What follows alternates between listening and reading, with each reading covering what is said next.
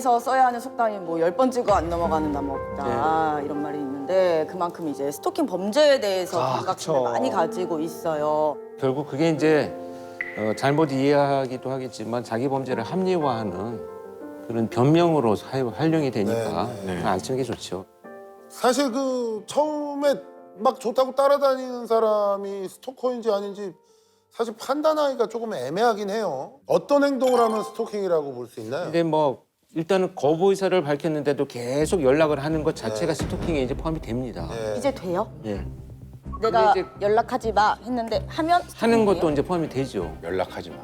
그다음에 이제 기다리는 거, 직장, 학교 뭐 이런 근무하는 곳, 집 앞 이런 곳에서 기다리는 찾아다니는 거. 찾아다니고 네. 기다리는 거. 또 그 만남을 자연스럽게 하지 못하니까 네. 어떤 상황을 만들어서 거짓말로 유인을 하는 경우도 있어요. 그러니까 이 사람이 스토커다라고 판단이 되면 그 사람과 관련된 어떤 상황에도 내가 이것은 일단은 의심을 해봐야 되겠다. 네. 의심 많은 이상준 프로파일러처럼 의심을 해봐야 되겠다. 이렇게 생각하는 것이 안전합니다. 그런 것들만 좀 조심하면 좋지 않을까 하는 생각이 들어요. 아니 뭐 다들 이렇게 팬분들 굉장히 많으시니까 뭐 주변에 막 스토킹 피해를 당하거나 뭐 당해 보거나 이런 경우도 많이 들어보셨을 것 같아요. 아, 저도 근데 생각해보니까 있었던 것 같네요. 제가 이제 차를 주차하고 나서 내렸는데 저한테 전화가 계속 오길래 상준 오빠 전화 맞아요? 그래서 예, 맞는데요.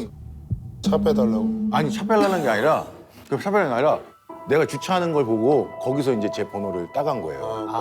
예, 그래서 저도 그런 적은 몇 번 있어요. 그래요. 그래서 네. 저는 그래서 핸드폰을 2개를 써요. 이 차량용을 따로 이렇게 해가지고 따로 쓴 적은 있어요.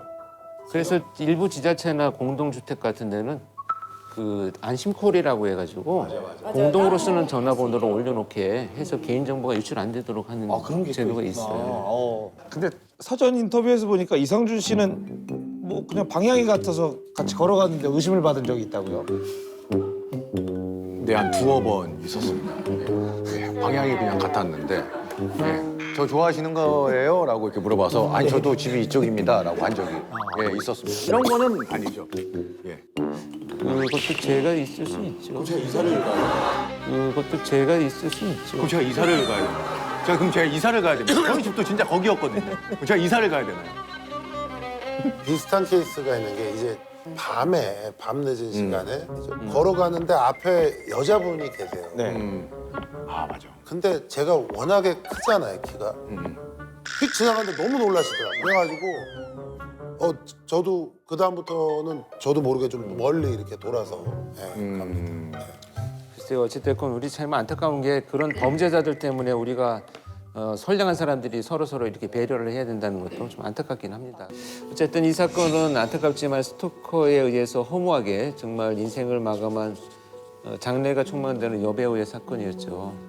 이 사건으로 인해서 미국 사회가 이제 스토킹 범죄에 대한 경각심을 일깨우면서 그래서 스토킹 방지법이 이제 캘리포니아주에서 처음으로 개정된 이 사건 때문에 개정이 되었다고 합니다. 한국의 경우에는 이제 2021년도에 스토킹법이 통과가 됐는데 누군가의 희생 이후에 법이 개정된다는 것이 안타깝긴 하지만 아직도 좀 모호한 부분들이 있고 또 그 법 내부에서도 조금 바꿔야 될 부분이 있어요. 예를 들면 반의사 불벌죄가 포함이 되어 있어요. 그게 뭐냐면 피해자의 의사에 반해서 처벌할 수 없다라는 거거든요. 그렇게 되면 피해자가 신고를 했을 때 경찰이 당신을 이제 처벌하겠다라고 하면 합의를 하자고 다시 스토킹을 하는 문제가 생길 수 있다는 이런 법들을 이제 우리가 빨리 또 바꿔야 되지 않나 이렇게 생각을 합니다.